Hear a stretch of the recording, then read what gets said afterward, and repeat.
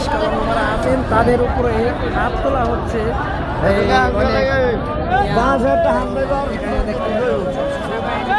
কিছু অফিসের কর্মকর্তারা আমাদের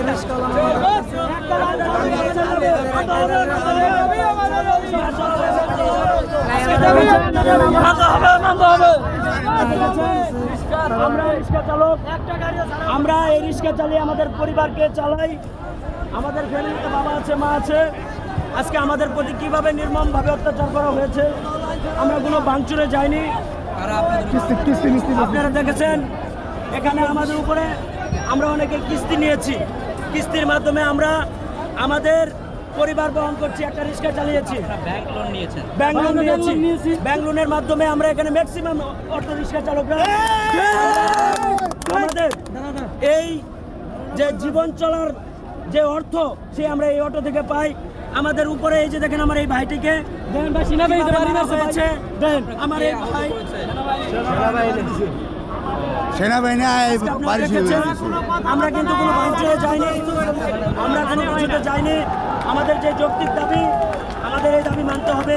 যদি এই দাবি না মানা হয় আমরা অবশ্যই আমরা হাইকোর্টের বিরুদ্ধে আমরা আপিল করব। আমাদের যে রায় দেওয়া হয়েছে এই রায়ের বিরুদ্ধে আমরা আপিল করব।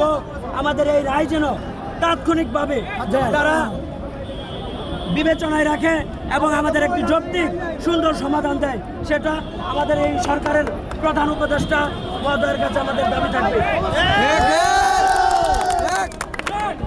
বিভিন্ন সময় অটো রিক্সাগুলো নিচে আসতে চলে আসে, বেপরোয়া চালায় এবং কিছু দেখেছি 18 বছরের নিচে যারা চালায় এদেরকে নিয়ে দেখেন হাতের 5টা আঙুল এক সমান না, তাই বলে আপনি ঢালাওভাবে সবাইকে কিন্তু দোষারোপ করতে পারেন না। কেন পারেন না?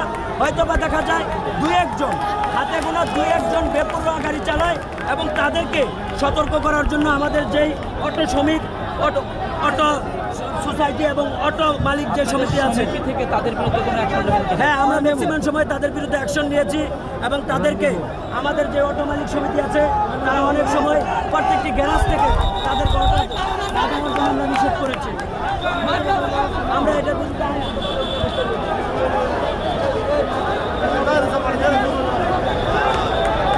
অটোর মালিক আর কাজও দেখতেছি না।